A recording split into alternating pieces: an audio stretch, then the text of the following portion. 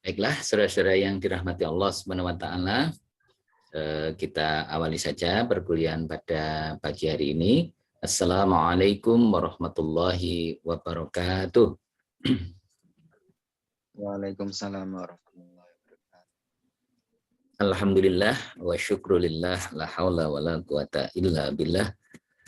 Kita bersyukur kehadirat Allah Subhanahu wa taala masih diberikan usia, diberikan kesempatan untuk menikmati hidup dan kehidupan ini, dan mudah-mudahan dengan kita mensyukuri nikmat yang diberikan Allah ini, Allah akan menambah nikmatnya kepada kita sehingga kita punya kesempatan, punya peluang untuk menabung pundi-pundi amal soleh buat kita, sehingga pada saatnya kelak kita akan dapat memetik hasilnya dan juga memperoleh tabungan yang telah kita lakukan saat sekarang ini, dan mudah-mudahan segala aktivitas kita bernilai ibadah di hadapan Allah Subhanahu wa taala. Amin ya rabbal alamin. Nah, saudara-saudara yang dirahmati Allah, mari kita awali perkuliahan kita dengan bersama-sama melafadzkan basmalah.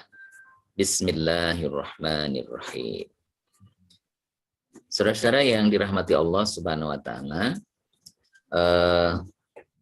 ini merupakan kuliah terakhir sebelum UTS, yang insya Allah UTS akan dimulai pada esok hari. Dan perlu saya sampaikan bahwa UTS nanti ujiannya adalah dalam bentuk tertulis, dalam bentuk tertulis yang insya Allah nanti soal akan saya berikan pada saat ujian, yaitu tanggal 29. Kalau tidak keliru, jadwal kita tanggal 29. Sehingga nanti saudara tinggal merespon ujian itu dan nanti langsung dikumpulkan saat itu. Nah, bagaimana caranya? Itu bisa lewat Google Classroom dan atau lewat lewat WA Group ya. Nanti menjawabnya lewat WA Group ya. Jadi insya Allah dalam bentuk multiple choice ya, multiple choice, sehingga ini saya harap saudara betul-betul menyiapkan diri dengan sebaik-baiknya tentang materi yang sudah saya sampaikan mulai dari pertemuan awal ya, kemudian utamanya pertemuan kedua sampai pertemuan yang terakhir hari ini ya. Saudara-saudara yang dirahmati Allah Subhanahu wa taala, kita review sedikit bahwa pada pertemuan yang lalu kita sudah menyampaikan, kita sudah mengkaji, sudah membahas bahwa untuk dapat menjadi seorang leader yang efektif gitu ya, dan juga bisa memimpin dengan baik sehingga produktivitas, efisiensi, efektivitas dari sebuah organisasi di bawah kepemimpinan yang dilakukan oleh seseorang itu bisa berjalan dengan baik, maka salah satu atribut yang harus dimiliki oleh seorang leader adalah skill leadership ya. Jadi seorang pemimpin harus memiliki leadership skill gitu ya. Jadi skill kepemimpinannya. Jadi ini yang sangat penting, sangat perlu dimiliki oleh seorang leader. Nah, oleh karena itu, seorang leader juga tidak hanya membutuhkan leadership skill, tetapi juga manajemen skill dan juga administratif skill. Ya. Nah, itu ketiga-tiganya itu harus dimiliki gitu ya. Nah, dengan memahami dengan benar manajemen, kemudian memahami dengan benar tentang administrasi, dan juga memahami dengan benar tentang kepemimpinan, kemudian bisa memanfaatkan betul ya potensi-potensi atau juga skill yang ada di dalam ketiga aspek tadi, terutama yang leadership skill, yaitu conceptual skill, human skill atau interpersonal skill, dan juga technical skill, insya Allah seorang leader akan bisa sukses menjalankan sebuah organisasi, baik itu dalam organisasi pendidikan, kemudian organisasi kemasyarakatan, bahkan juga dalam skop yang lebih kecil organisasi di dalam keluarga. Ya, jadi ini akan bisa menjadi pemicu yang cukup baik, ya, yang sangat penting di dalam menjamin kesuksesan, efektivitas. Karena kita tahu bahwa salah satu tujuan akhir dari kepemimpinan pendidikan adalah school efektif, ya, yaitu sekolah yang efektif, lembaga pendidikan yang efektif gitu. Nah, lembaga pendidikan yang efektif itu yang seperti apa? Nah, kalau ditanya tentang hal itu, tentu jawabannya adalah lembaga pendidikan yang efektif adalah lembaga pendidikan yang bisa mengoptimalkan seluruh potensi yang dimiliki sehingga potensi itu dapat dibangun, ya, dikembangkan dan menghasilkan tujuan yang telah ditetapkan. Ya. Oleh karena itu beberapa hal yang perlu diperkuat di dalam school efektif ini diantaranya pertama adalah lingkungan, ya, jadi lingkungan pembelajaran, lingkungan pembelajaran baik itu internal maupun eksternal. Ya.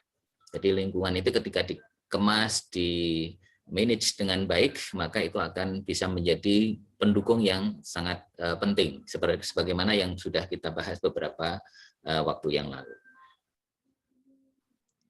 Kemudian yang kedua selain tadi lingkungan, yaitu sarana prasarana, ya, sarana prasarana. Jadi sarana itu berarti terkait dengan hardware, sementara prasarana itu adalah terkait dengan hal-hal yang bersifat software. Ya. Nah, jadi bagaimana gedungnya beserta isi yang ada di dalamnya, kemudian bagaimana perangkat-perangkat pendukungnya seperti WiFi, kemudian seperti LCD dan seterusnya, kemudian laboratorium, ya, beserta perangkat yang dibutuhkan itu akan sangat mendukung, ya, sebuah keberhasilan. Jadi yang pertama adalah lingkungan baik internal maupun eksternal, kemudian yang kedua adalah sarana prasarana. Yang tidak kalah penting itu adalah tentang SDM, ya, sumber daya manusia. Baik itu adalah para gurunya, ya, kemudian administrator sekolah, dan juga yang tidak kalah penting lagi adalah juga leadernya itu sendiri. Itu sangat menentukan. Jadi sangat menentukan sekali. Kemudian hal lain yang juga sangat menjadi penentu itu adalah ada saluran, ya, saluran yang membangun komunikasi antara sekolah dengan luar sekolah, ya. Jadi humasnya gitu, ya, itu harus bisa berjalan dengan baik, ya. Jadi nanti ada sebuah unit atau lembaga atau juga direktorat gitu, ya, atau juga bidang gitu yang itu menangani secara khusus bidang hubungan dengan masyarakat, dengan orang tua, ya, dengan dunia luar. Ini akan sangat menjadi pendukung. Kemudian yang tidak kalah penting lagi karena di era 4.0 atau sekarang 5.0 gitu, ya, itu adalah teknologi and information gitu, ya. Jadi teknologi informasi ini menjadi sangat penting. Ya. Sekarang kita memang berada di dalam masa itu. Yang sekarang yang menjadi penentunya adalah teknologi informasi digitalnya. Tetapi suatu saat itu mungkin nanti akan tidak bisa kita pakai, ya, ketika sudah kembali kepada zaman awal, ya, sebagaimana manusia nanti akan menggunakan kekuatan alamiah. Hal itu sudah diberikan sinyalnya oleh Rasulullah SAW, karena di akhir zaman itu nanti manusia akan kembali hanya menggunakan kekuatan yang dimiliki. Semua teknologi akan hancur, ya, dengan adanya hujan meteor nanti. Semua gelombang elektromagnetik akan menjadi lumpuh gitu, ya, sehingga digital itu nanti akan tidak punya kekuatan apapun ya. Jadi yang ada adalah kembali kepada kekuatan alamiah, kekuatan murni dari manusia sendiri. Sehingga di akhir zaman Rasulullah mengajarkan agar setiap muslim harus mulai berlatih untuk memiliki kekuatan, karena kita akan melawan nanti musuh-musuh Allah Subhanahu wa taala ya. Saya kira seperti itu. Baik, saudara-saudara yang dirahmati Allah Subhanahu wa taala, selain IT, tadi yang tidak kalah penting adalah tentang manajemen keuangannya. Jadi financial ya. Jadi kita tahu bahwa yang namanya finansial itu menjadi sangat penting. Kalau orang Jawa menyebutkan jerbasuki mowobeo. Ya, jadi kalau mau sukses itu memang harus ada dukungan biaya. Meskipun biaya bukan satu-satunya, masih sangat mungkin dikemas dengan biaya sedikit dengan kreativitas tinggi. Nah, syaratnya adalah kreativitas tinggi. Tetapi akan menjadi lebih efektif ketika memang betul-betul biaya ini bisa menjadi daya dukung yang luar biasa. Ya. Jadi itu yang tidak kalah penting ya di dalam proses mencapai school efektif ya, sekolah yang efektif ya. Jadi semuanya itu saling terkait, tidak bisa dipisah-pisahkan antara sarana, kemudian antara financial, kemudian IT, kemudian SDM ya, kemudian lingkungan, itu semuanya harus saling terkaitnya. Karena itu menjadi sebuah sistem ya. Sistem itu kan sekumpulan dari komponen-komponen yang tidak bisa dipisah-pisahkan, yang memiliki tujuan untuk secara bersama-sama mencapai ending yang telah ditetapkan. Jadi seperti itu. Nah, saudara-saudara yang dirahmati Allah Subhanahu wa taala, oleh karena itu leadership skill ini menjadi sangat penting, dan leadership skill harus didukung oleh management skill. Nah, kalau leadership skill itu lebih kepada aspek-aspek kemarin yang sudah kita bahas adalah terkait dengan personalnya, yaitu kaitannya dengan conceptual skill, interpersonal skill or human skill, atau yang terakhir itu adalah technical skill. Nah, sementara kalau dalam manajemen itu lebih kepada bagaimana seseorang itu memiliki kapasitas kemampuan untuk bisa mengoptimalkan fungsi-fungsi manajemen. Ya, ada planning, ya, organizing, actuating, ya, controlling, dan seterusnya. Ya, ada yang menyebut planning, ya, organizing, ya, controlling, ya, kemudian directing, ya, staffing, ya, kemudian budgeting and reporting. Nah, jadi seperti itu. Jadi ada banyak macam ya. Kemudian ada PDCA ya, PDCA ya, Plan do Check Act ya. Jadi plan itu adalah perencanaan ya. Nah, makanya seorang leader itu atau seorang yang menjadi pengelola sekolah itu atau lembaga pendidikan itu harus betul-betul bisa menjadi seorang planner ya, jadi perencana yang baik gitu ya. Organizer ya, jadi mengorganisasi dengan baik ya. Kemudian plan do ya, do itu plan itu perencanaan, do itu berarti adalah implementasi, kemudian check itu adalah lebih pada pengendalian, dan act itu adalah tindak lanjutnya ya. Jadi itu hal-hal yang terkait dengan aspek-aspek manajerial. Sementara kalau dalam konteks administrasi gitu ya, karena administrasi orientasinya adalah pada pelayanan, berarti dia bisa mengoptimalkan prosesnya ya, jadi prosesnya baik itu proses manajemennya maupun proses kepemimpinannya. Nah, dengan bisa mengoptimalkan itu semua, maka insya Allah sekolah itu akan bisa menjadi efektif. Nah, saudara-saudara yang dirahmati Allah Subhanahu wa taala, saya ingin coba menampilkan ini hal-hal yang saya kira penting juga untuk dipahami, bahwa pada beberapa waktu yang lalu saya sudah menyampaikan untuk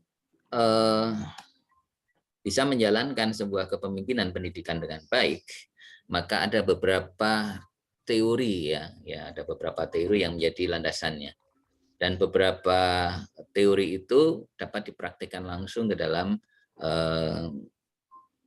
konteks pendidikan ya. Jadi dalam praktek pendidikan. Satu di antaranya adalah traits approach ya. Jadi traits approach yaitu pendekatan sifatnya ya dalam kepemimpinan itu atau sering disebut dengan teori sifatnya. Nah, jadi ini adalah disebutkan di sini key leadership traits are inherited ya. Jadi bahwa kunci kepemimpinan itu ya sifatnya itu adalah inherited ya. Itu ada di dalam diri seseorang gitu. Maka Aristoteles itu malah mengatakan bahwa seorang individu itu lahir ya dengan kualitas ya yang bisa membawa mereka itu menjadi pemimpin yang baik. Artinya apa? Bahwa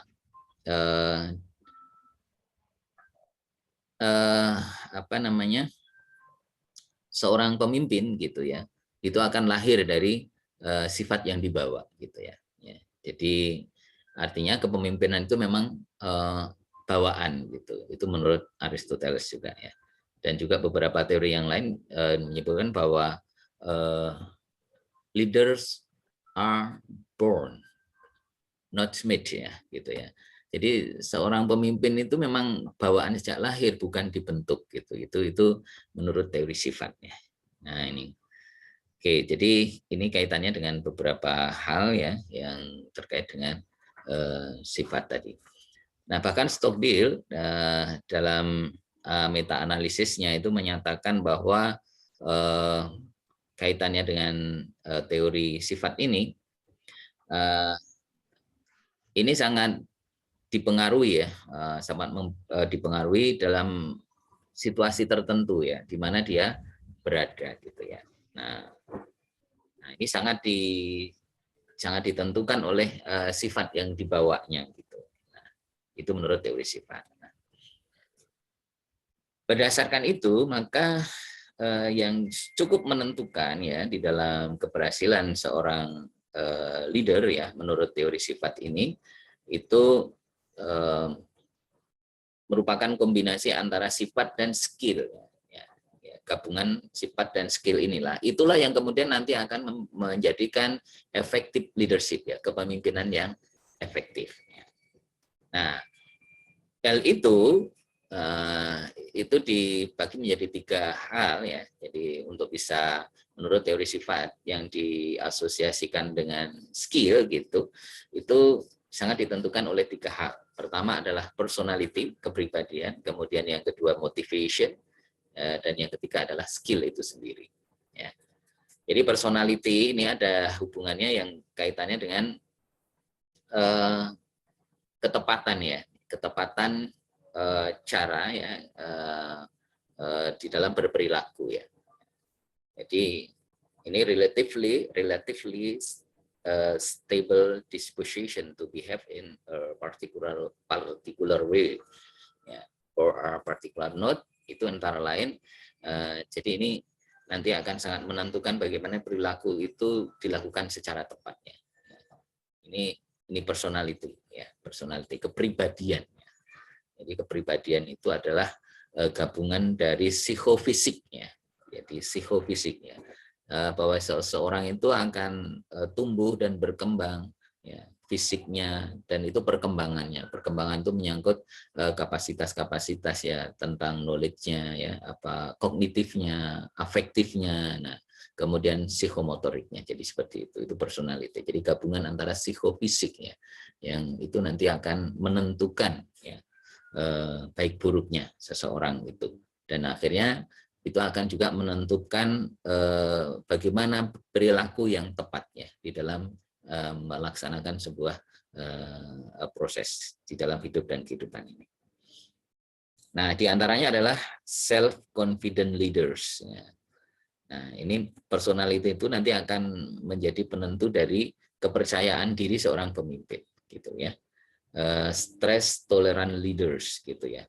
Jadi itu akan juga menjadi penentu dalam menentukan berbagai tekanan-tekanan ya yang menyangkut dirinya, terutama kaitannya dengan bagaimana membuat keputusan yang baik, make good decision gitu ya. Ini atau juga membuat keputusan di bawah tekanan yang kuat ya. Kadang-kadang kita harus mengambil keputusan kan, tapi ada beberapa pihak-pihak tertentu yang juga punya kepentingan. Nah, bagaimana kita bisa memutuskan secara tepat tanpa berpihak kepada semuanya itu, tetapi lebih berpihak kepada kebenaran, lebih berpihak kepada keadilan, lebih berpihak kepada kesejahteraan ya. Jadi yang lebih diutamakan adalah kepentingan umumnya. Sebagaimana Rasulullah selalu mengedepankan hal itu. Bukan kepentingan individu yang didahulukan, tetapi kepentingan umat secara keseluruhan. Nah, beberapa kali sudah saya sampaikan, hal itu sudah dibuktikan langsung oleh Rasulullah, bagaimana ketika beliau itu selalu lebih mementingkan kepentingan umat daripada kepentingan pribadi. Nah, jadi seperti itu. Kemudian emotionally mature leaders ya. Jadi personality ini akan juga sangat menentukan nanti kematangan ya secara emosional dari seorang pemimpin itu, kematangannya. Ya, kematangan itu tidak gampang marah ya, tidak gampang putus asa gitu ya. Tetapi di sini ada kematangan gitu, ada kematangan. Jadi ini menyangkut kesadaran ya, menyangkut kesadaran ya. Terutama di dalam ini ya, melihat kekuatan dan tantangan gitu ya, kekuatan dan tantangannya. Jadi ini lebih bagaimana ke arah self improvement ya, yaitu pengembangan diri. Oke, kemudian personality ini juga nanti akan menentukan ya, menentukan integritas dari seseorang ya. Jadi personality itu akan menentukan integritas. Sebagaimana kemarin sudah saya sampaikan, seseorang yang memiliki integritas itu berarti memiliki kesesuaian antara yang dia sampaikan, yang dia omongkan dengan yang dia lakukan.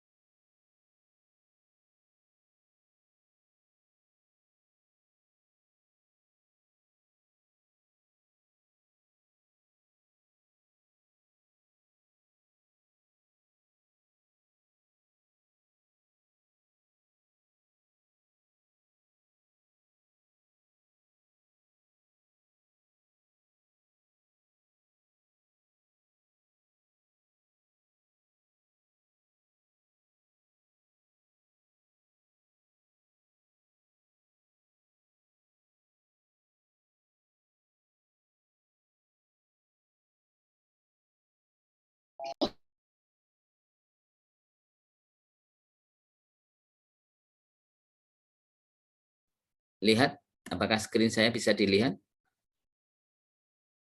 Halo? Bisa, Pak. Bisa ya? Oke, baik. Saya lanjutkan. Kemudian yang berikutnya yang juga menentukan ya dalam konteks kepemimpinan tadi, terutama efektivitas seorang pemimpin yang menurut teori sifat adalah yang kedua, motivasi ya, motivational trait. Jadi motivasi.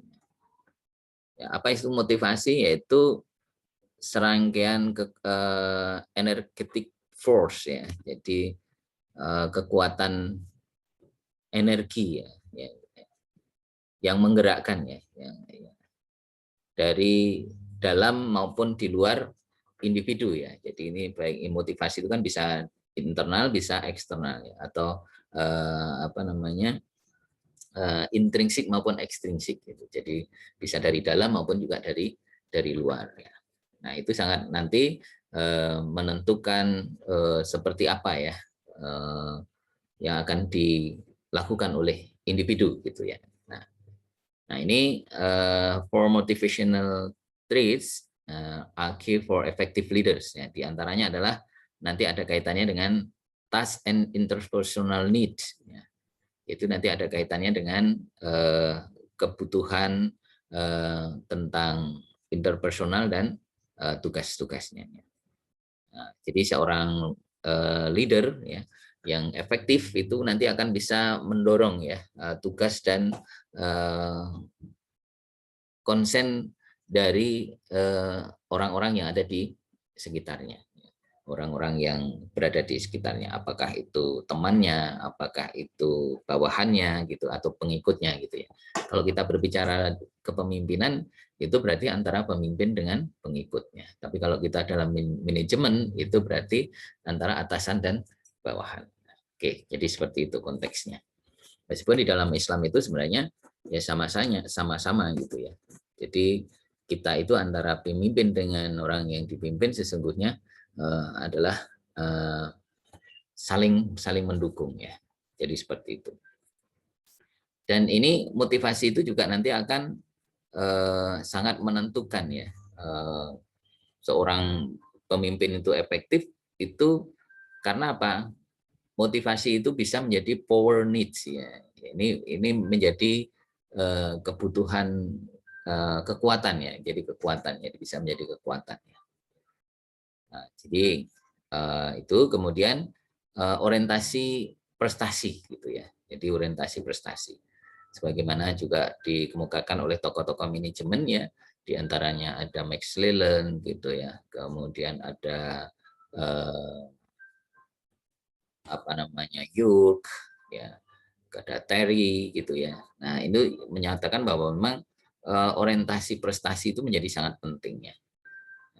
Jadi seorang pemimpin yang efektif itu mempunyai keinginan ya, menggerakkan untuk sukses ya, memiliki willingness ya, memiliki semacam kehendak ya atau keinginan untuk bisa sukses, jadi seperti itu. Kemudian high expectation for success ya. Jadi motivasi ini bisa menjadi penggerak ya di dalam mencapai kesuksesan yang tinggi. Nah, ini. Jadi oleh karena itu nanti sebuah kesuksesan dalam sebuah institusi pendidikan itu sangat ditentukan oleh high expectation dari leadernya. Jadi penentunya leadernya dulu. Kalau leadernya itu punya semangat, ya punya